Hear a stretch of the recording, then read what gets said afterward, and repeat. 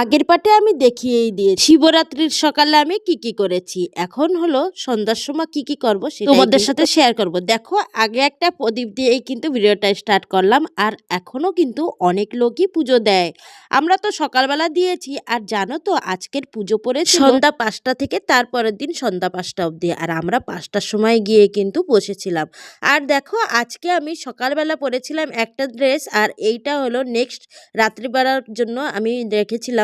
কেমন লাগছে অবশ্যই বলো। আর এই ড্রেসটা আমি আমার মামা বাড়ি থেকে গিফট পেয়েছি। কেমন লাগছে অবশ্যই বলো। তোমরা কে কি ড্রেস পরেছো অবশ্যই কিন্তু বলো। জানো তো, আমার আজকে শাড়ি পরার খুব ইচ্ছা ছিল, কিন্তু আমার কাছে একটাও শাড়ি নাই, তার জন্য আর শাড়ি পরা হলো না। তারপরেই দেখো ড্রেস পরে চলে এসেছি। এইটাও কিন্তু নতুনই ড্রেস।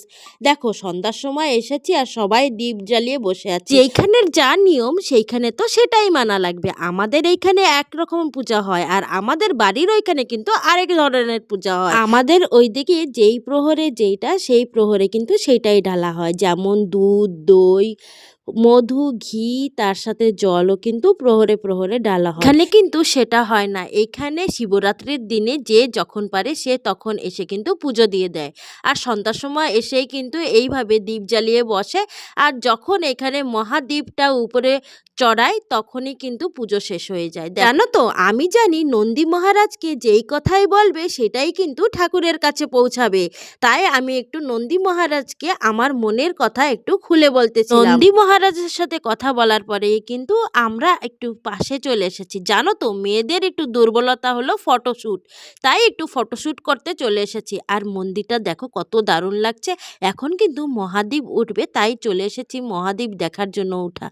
আমার সাথে সাথে তোমরাও দেখো। তোমরা কি কখনো দেখেছো? আর তোমাদের ওইখানে কিভাবে পুজো হয়, কোন নিয়মে পুজো হয়, অবশ্যই কিন্তু কমেন্ট করে জানিও। এই মহাদীপ চড়ানি কিন্তু আমি এইখানে এসেই ফার্স্ট দেখেছি। তো তোমাদের ওইখানে কি এমন নিয়মে পালা হয়? যদি হয় অবশ্যই কিন্তু একটু কমেন্ট করে জানিও। আমি কিন্তু আগে কখনো দেখিনি। আমাদের ওইখানে এইসব নিয়ম হয় না, তো তার জন্য কিন্তু অনেক ভালো লেগেছে। অনেক ভালো নিয়ম, আর যেইখানে যে নিয়ম সেইখানে তো সেটা মানাই লাগবে, এটাই স্বাভাবিক কথা, তাই না?